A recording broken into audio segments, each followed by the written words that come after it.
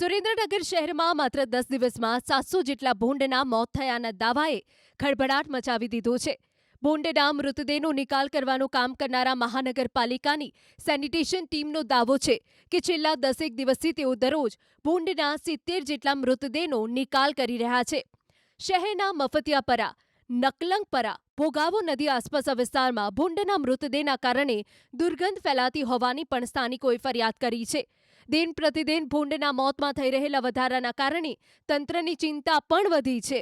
પશુપાલન વિભાગની ટીમ દ્વારા શહેરના 5થી 6 સ્થળો પર જઈને તપાસ કરવામાં આવી. એક ભૂંડના પોસ્ટમોર્ટમ રિપોર્ટમાં મોત માટે હિસ્ટ્રોક અને બાદમાં શરીરમાં ફેલાયેલું ઇન્ફેક્શન કારણભૂત હોવાનું તારણ છે.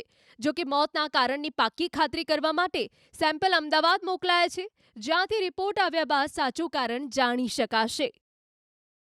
અત્યારે જે આપણે નકલંગપરા વિસ્તાર, ડાંગીસિયાપરા વિસ્તાર, આપણે જે ભોગાવનો જે પટ્ટો છે ત્યાં અત્યારે રોજના અંદાજે 70થી 80 ભૂંડ મળી રહ્યા છે જેની આપણે ઉપરવાની કામગીરી અત્યારે ચાલુ છે. એના કારણે મળતા હોય એવું લાગે.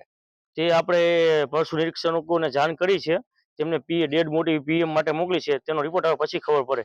કેટલાક દિવસથી આ ચાલુ? આ છેલ્લા 1 અઠવાડિયાથી ચાલુ છે.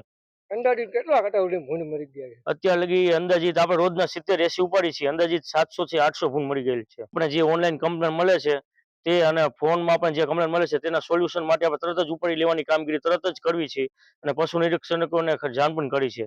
અને શહેરીજનોને પણ આવેદન છે કે આના માટે આવી કોઈ પોતાના ઘર વિસ્તારમાં આવી કોઈ ભૂંડ મળેલા હાલતમાં હોય તો આપણે મહાનગરપાલિકા ઓનલાઈન કમ્પ્લેન અથવા ઓનલાઈન એપ્લિકેશન ઉપર અથવા એસએસઆઈ સુપરવાઇઝરનો કનેક્શન કરીને અને ફરિયાદ કરે તો અમે તાત્કાલિક ઉપાડવાની કાર્યવાહી કરીશું. અમારે અહીંયા 100 થી 200 મકાન છે અને છેલ્લા અઠવાડિયાથી અમારા એરિયાની આજુબાજુમાં ભૂંડ બહુ મરે છે.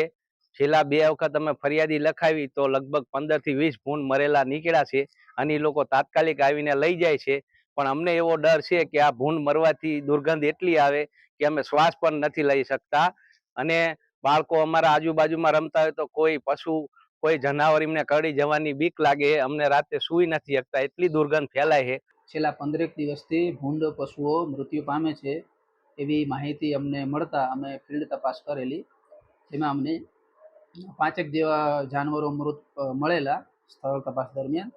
અને એમાંથી અમે એક જાનવરનું પોસ્ટમોર્ટમ કરી પોસ્ટમોર્ટમ કરતાં અમને જાનવરોમાં હિસ્ટ્રોકના કારણે વાયરસ કે બેક્ટેરિયા કે ગમે તે ટાઈપનું ઇન્ફેક્શનનો કારણે જાનવરો મરી રહ્યા હોય એવું ધ્યાને આવેલ છે.